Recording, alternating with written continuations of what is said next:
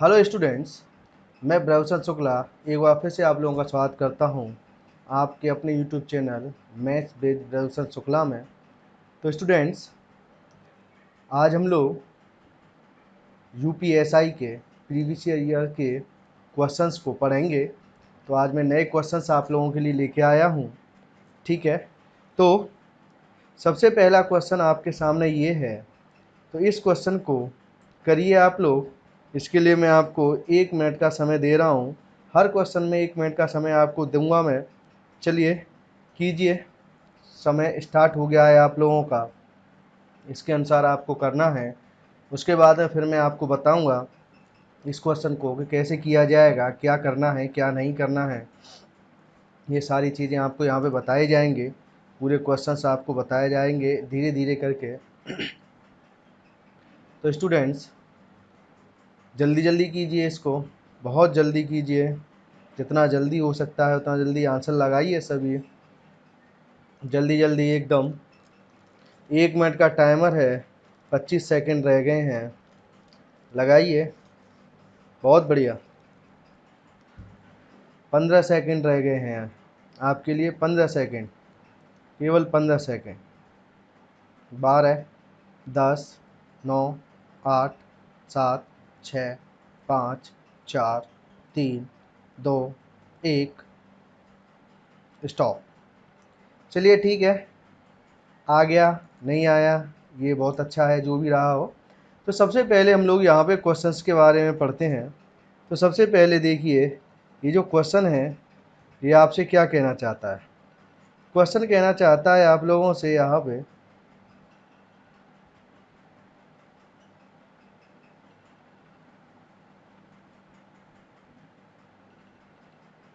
देखिए समीकरण है 3x² प्लस 5x प्लस 3 के मूलों की प्रकृति क्या है।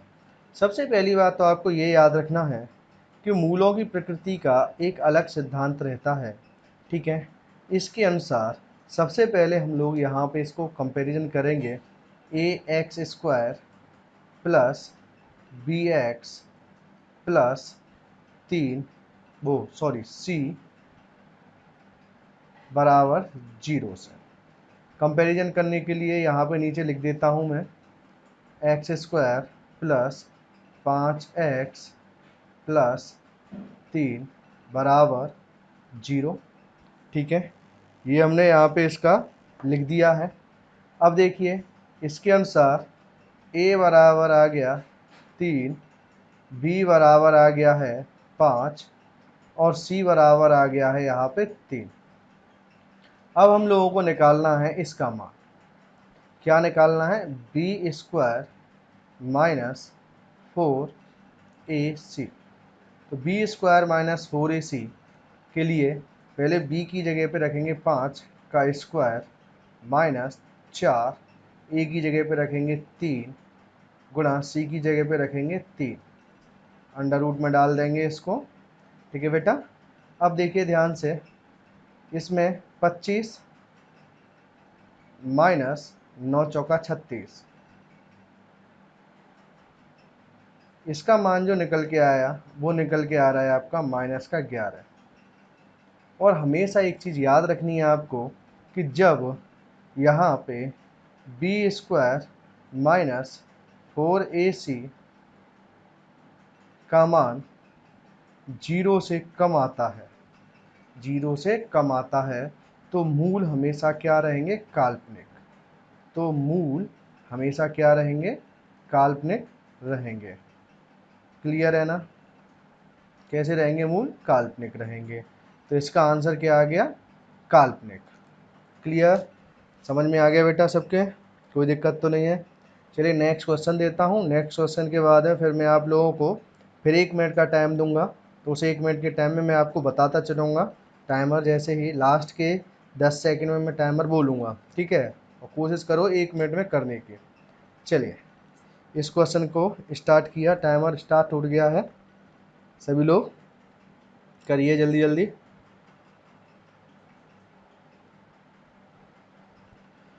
जल्दी जल्दी लगाइए। पेपर में पढ़ने और करने के लिए 30 सेकंड का समय मिलता है, मैं आप लोगों को 1 मिनट का समय दे रहा हूँ।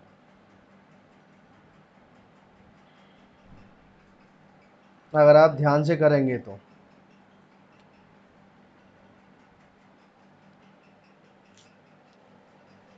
लगाइए, बहुत बढ़िया, बहुत अच्छे। 20 सेकंड रह गई हैं, बहुत अच्छे। 10, 9, 8, 7, 6, 5, 4, 3, 2, 1, स्टॉप। ठीक है, जिनका आ गया वो ठीक, नहीं आया वो रुक जाए। ठीक है, अब देखिए क्वेश्चन कहता है आप लोगों से एक सामान के लागत मूल्य में कितना प्रतिशत जोड़ा जाए ताकि अंकित मूल्य पर 10% की छूट देने के बाद भी 20% का लाभ हो। तो सबसे पहले आप लोग ये देखिए कि सीपी और ये है एमआरपी। ठीक है, तो सीपी जो होता है ये होता है 100 माइनस छूट प्रतिशत, ये हम सीपी के बराबर मान के चलते हैं, और 100 प्लस लाभ प्रतिशत। ठीक है, ये एमआरपी के बराबर। तो 10% की छूट दे रहा है, तो 100 माइनस का 10 कर देंगे, यहाँ पे कितना कर देंगे, यहाँ पे 10 कर देंगे।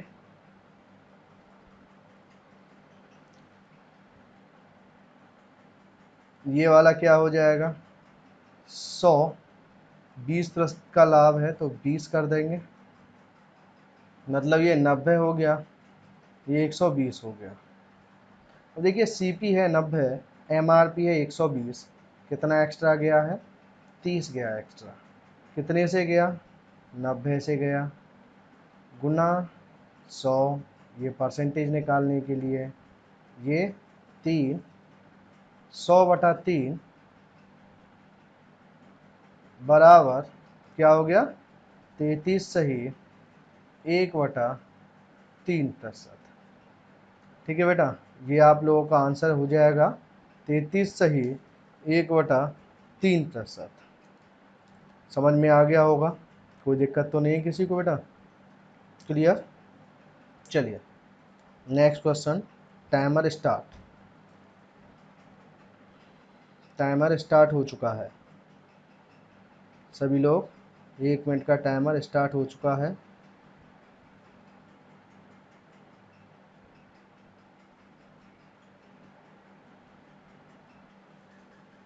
पढ़ना है और करना है।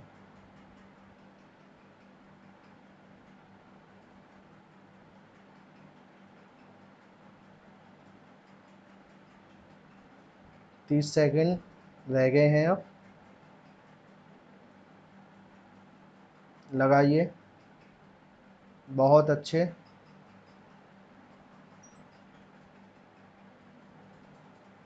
बहुत अच्छे। 10, 9, 8, 7, 6, 5, 4, 3, 2, 1, स्टॉप। चलिए अब हो गया स्टॉप। ठीक है, अब क्या करना है आपको, देख लीजिए। 3 क्रमागत संख्याओं का औसत पहली संख्या के 1/3 से 15 ज़्यादा है। देखिए 3 क्रमागत संख्या है और औसत जो है पहली संख्या के 1/3 से 15 ज़्यादा है, ये आपको देखना है।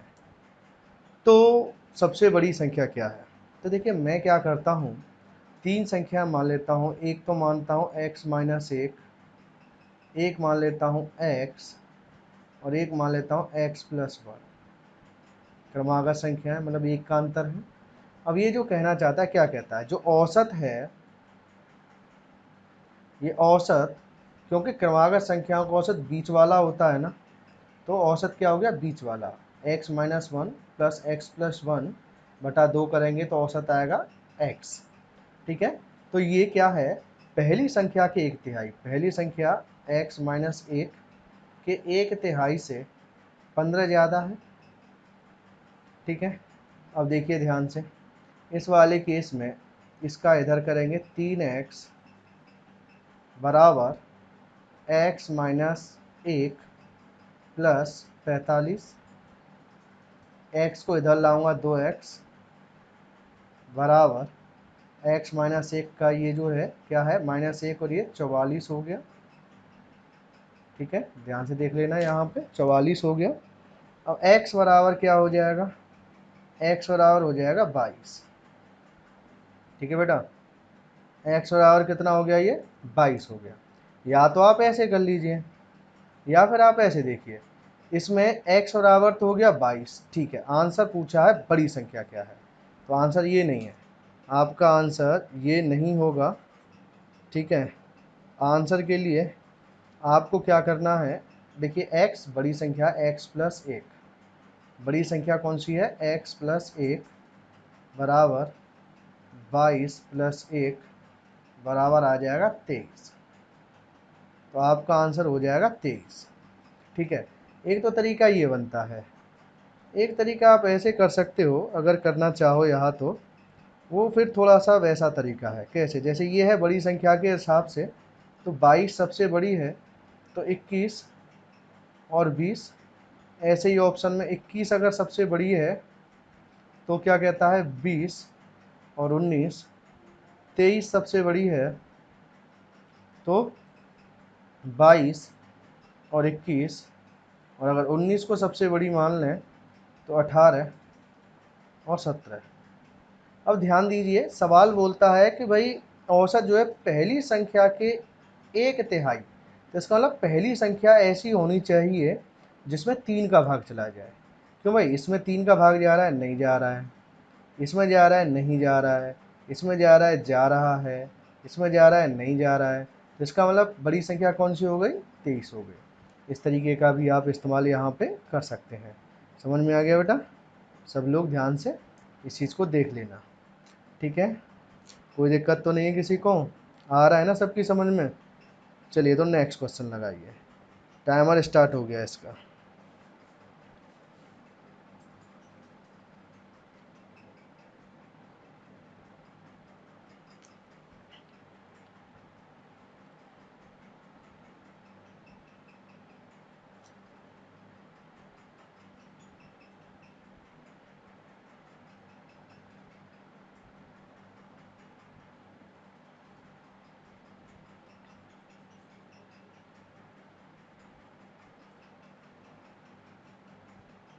तीस सेकेंड बचे हैं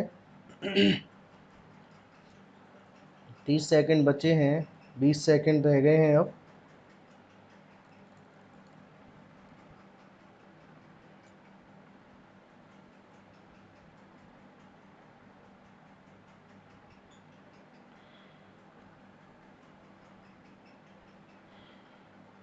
स्टॉप, क्लियर, कोई दिक्कत नहीं। एक व्यापारी 500 किलोग्राम माल खरीदने के लिए एक थोक व्यापारी के पास जाता है।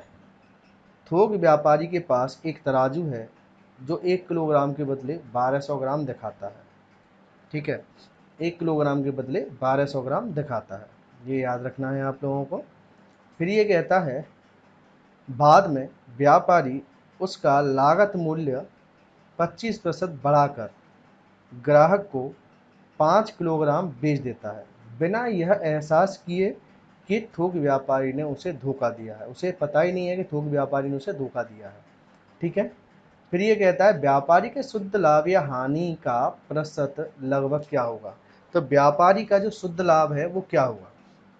अब आप एक चीज़ देखिए, सबसे पहली बात आप यहाँ पे एक चीज़ सोचिएगा कि मैं मानता हूँ कि 1 ग्राम की कीमत 1 रुपया है, तो उसने थोक व्यापारी से 1200 ग्राम चीज़ खरीदी। अपने मन के हिसाब से तो उसने क्या खरीदा, 1200 ग्राम। ध्यान दीजिएगा, तो 1200 ग्राम उसने खरीदा है, तो 1200 रुपये में खरीदा होगा 1200 ग्राम, लेकिन 1200 ग्राम उसकी तराजू दिखाती थी लेकिन देती थी 1 किलोग्राम। तो इसका ना 1200 ग्राम जब वो रुपये दे के आया 1200 रुपये, तो केवल 1,000 रुपये का ही तो सामान लेके आया, 1,000 रुपये का ही तो सामान लेके आया। ठीक है, अब उसने अपनी तराजू पे आके तौला होगा। अब माल इतना ज़्यादा लेके आते हैं कि इनको खुद अंदाज़ा नहीं रहता है कि कम ज़्यादा क्या है कैसे, जब बेचते समय पे तो वो तो अपनी तराजू से सही बेच रहा है। तो 1,000 रुपये के सामान का, अब 1,000 रुपये का ही तो सामान है उसका। ठीक है, उसने क्या किया, 25% बढ़ा के, अब यहाँ से 25% वो बढ़ाएगा, ध्यान से देखिएगा, यहाँ से 25% वो बढ़ा के उस पर डाल देगा। 25% बढ़ा के डालेगा तो कितने का, 1250। 25% 250 रुपया इसका हो जाएगा। 1,000 गुणा 25/100।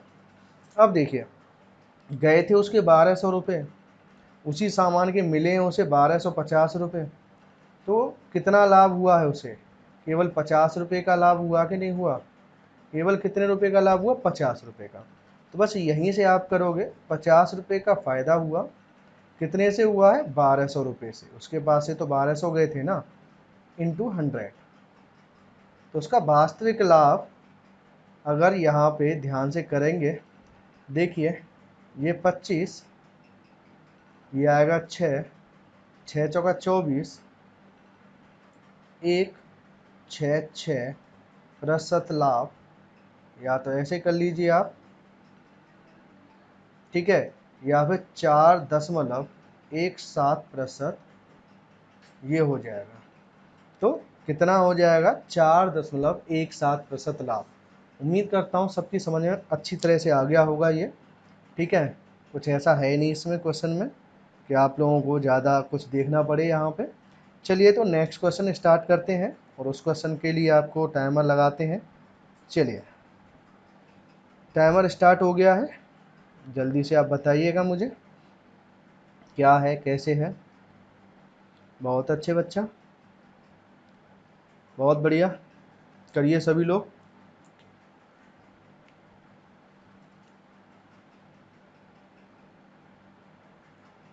बहुत बढ़िया,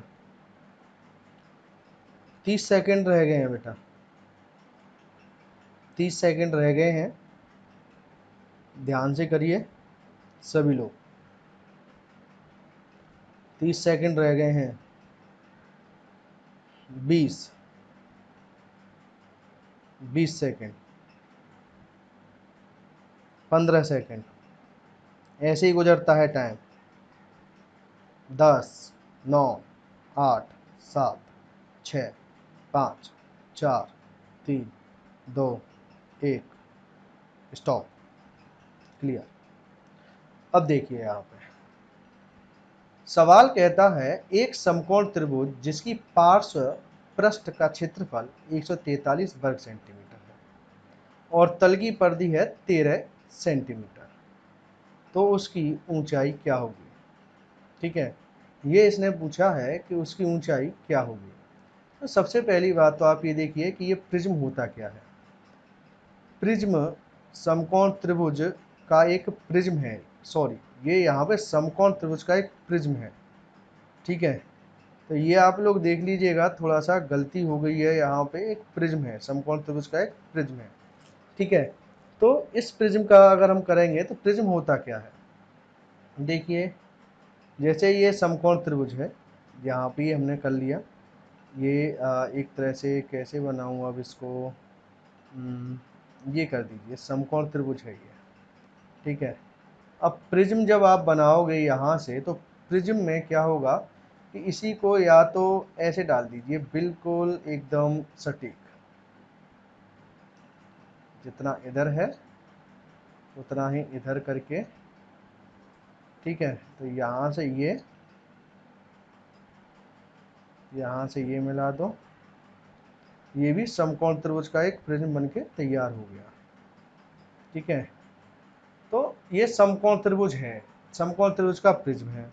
अब प्रिज्म के अनुसार देखें तो देखो, ये तो परिधि हो गई और ये ऊंचाई हो गई।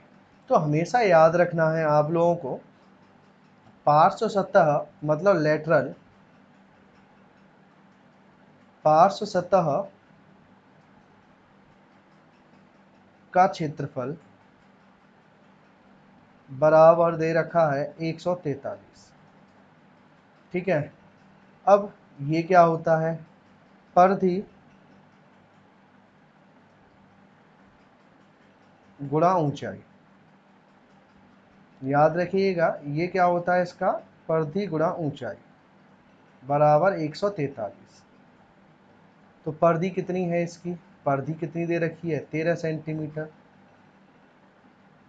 ऊंचाई h बराबर 143, h बराबर 143 बटा 13 बराबर 11 सेंटीमीटर। क्या आ गया, 11 सेंटीमीटर। ये यहाँ पे आपका आंसर आ गया है। क्लियर, समझ में आ गया होगा सबके।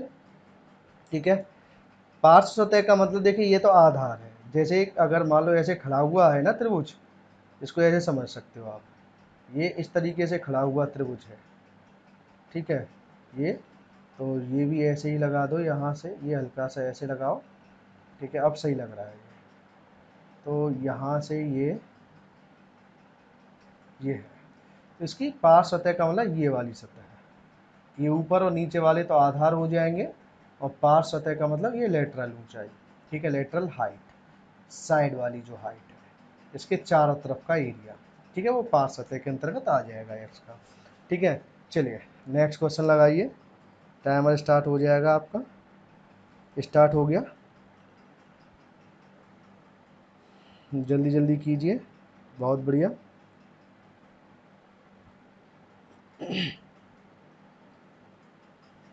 बहुत अच्छे, 15 सेकंड गुजर चुके हैं।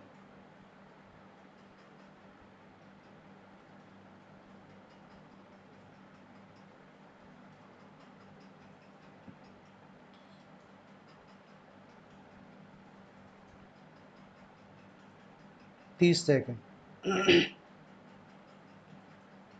30 सेकंड। चलिए बहुत अच्छे।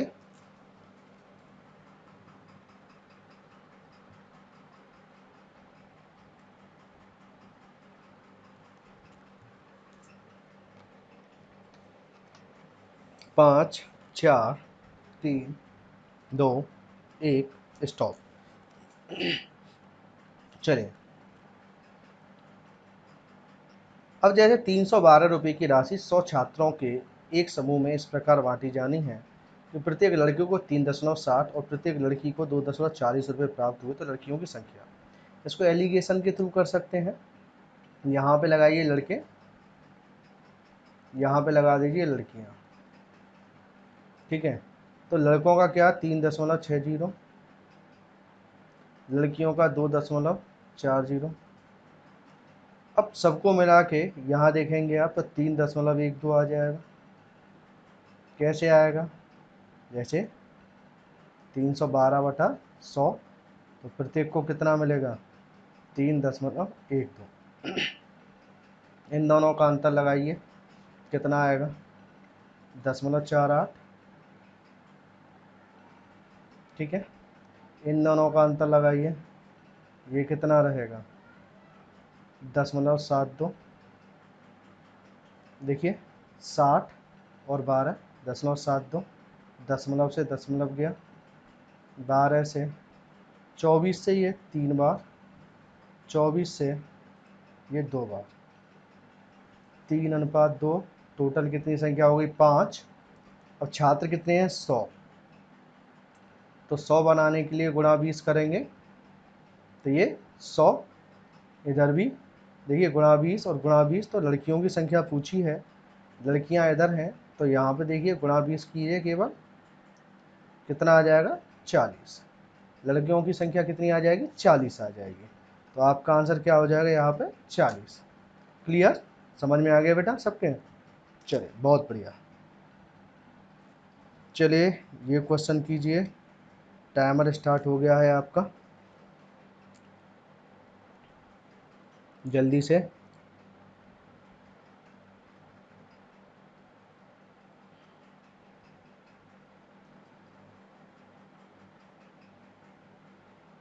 बहुत बढ़िया, 15 सेकंड गए।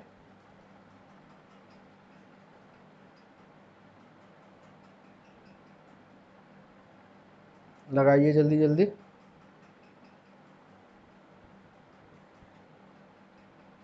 30 सेकंड गए।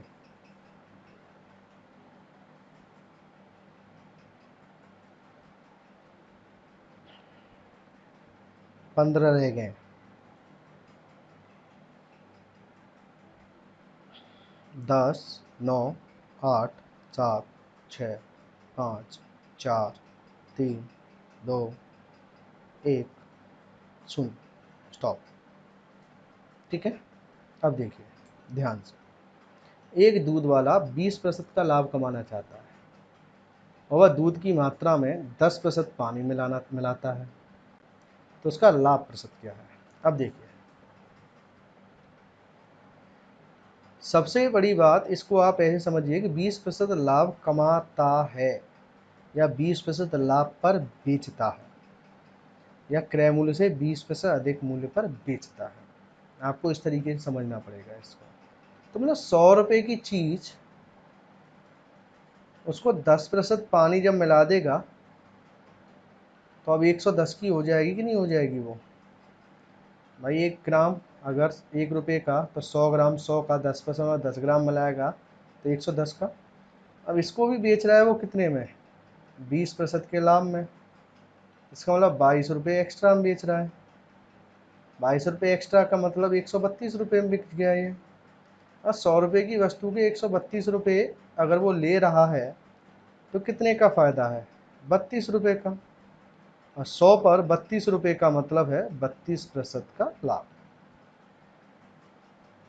32% का लाभ। समझ में आ गया बेटा? यहाँ पे इसका मतलब है 32% का लाभ। ये आपको देखते हुए चलना है यहाँ पे। क्लियर? चलिए, तो नेक्स्ट क्वेश्चन स्टार्ट करते हैं। करिए। इसके लिए आपको मिलेंगे केवल 30 सेकंड। ज़्यादा समय नहीं देंगे इसके लिए आपको केवल 30 सेकंड का समय मिलेगा। बताइए।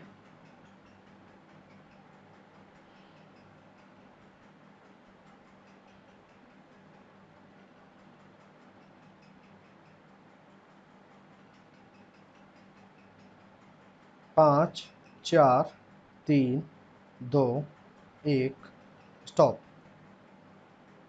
ठीक है, अब देखिए 1 सेकंड 1 मिनट का कितना प्रतिशत है?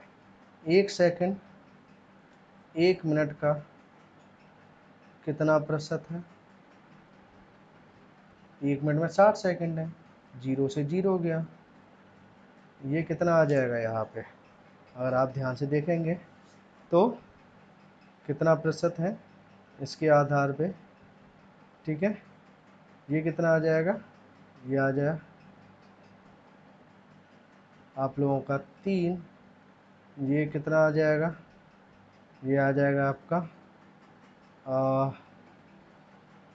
5। अब 5 बटा कितना आ जाएगा? 3।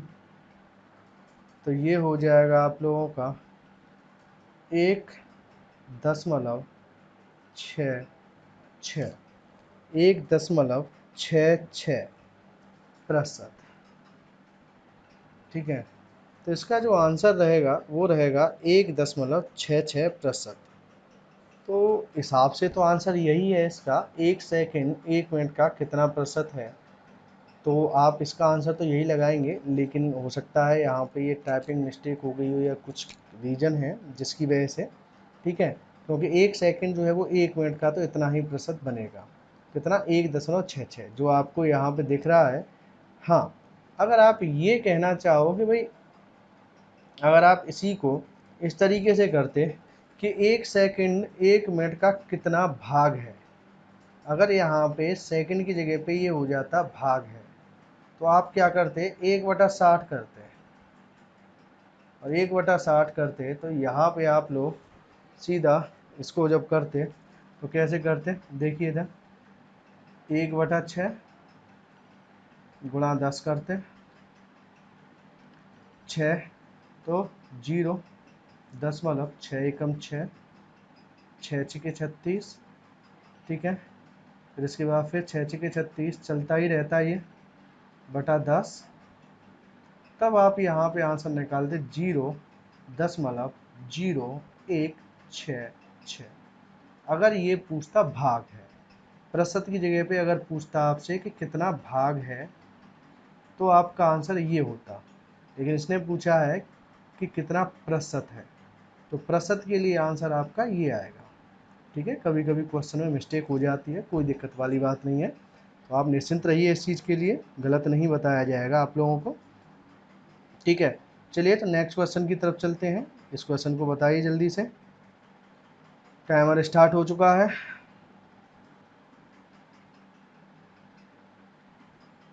जल्दी से बताना है।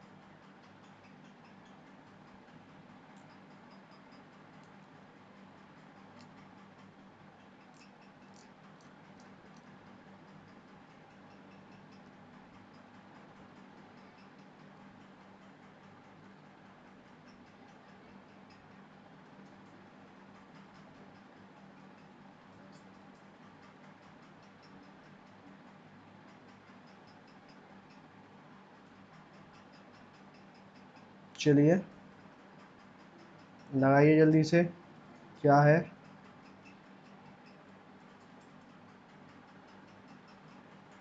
10, 8, 7, 6, 5, 4, 3, 2, 1। ठीक है, कितना? 10, 8, 7, 6, 5, 4, 3, 2, 1 हो गया। चलिए कोई दिक्कत नहीं है, जितना आपसे निकला उसके अनुसार, इसका कोई दिक्कत वाली बात ही नहीं है कि क्या करना है क्या नहीं करना है, पर ध्यान से करना है आपको ये। ठीक है, इसमें कुछ आपको ये नहीं देखना है कि कैसे क्या रहेगा, इसके अनुसार लेके चलना है। चलिए देखते हैं क्या है। सबसे पहली बात तो आपको 5 अंकों की वह बड़ी से बड़ी संख्या पूछी गई है आप लोगों से। 5 अंकों की वह बड़ी से बड़ी संख्या यहाँ पे पूछी जा रही है, जो 7, 9, 11, 13 तथा 15 से पूर्णतः विभाजित हो जाए, ऐसी संख्या आपसे पूछी जा रही है। ठीक है ना? तो सबसे पहले आप लोगों को क्या करना होगा, यहाँ पे ध्यान से देखिएगा। सबसे पहले 7, 9, 11, 13 तथा 15 का निकालेंगे आप एलसीएम।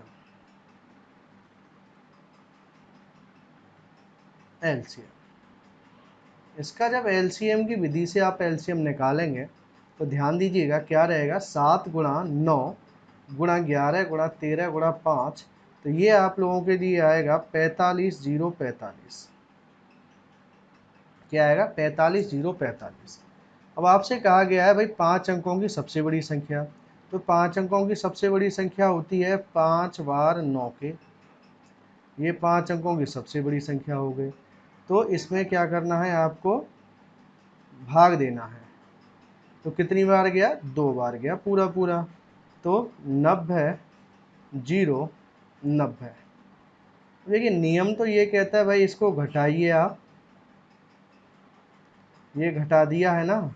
अब इसको आप जो अभिष्ट संख्या है आपकी, इसमें से इसको घटाइएगा, अगर पूरे तरीके से लेके चलें तो आपका आ जाएगा 90, 0, 90, 0, 0, 90, 5 अंकों के, ये वाली आपकी संख्या, ये वाला आंसर आपका हो जाएगा यहाँ पे।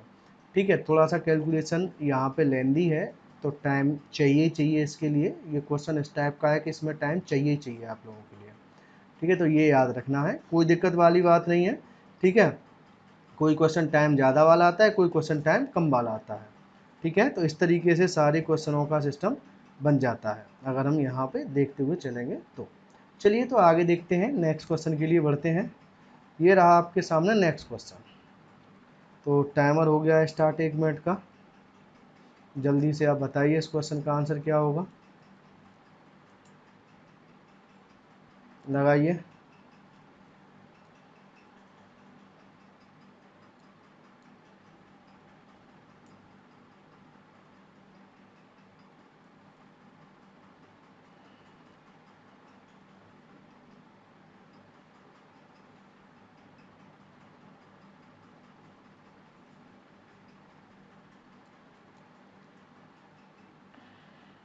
30 सेकंड गुजर चुके हैं।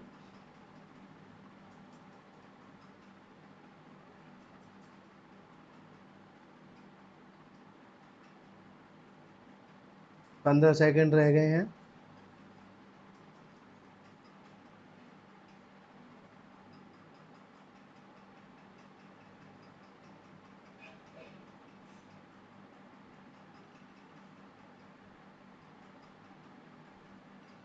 स्टॉप।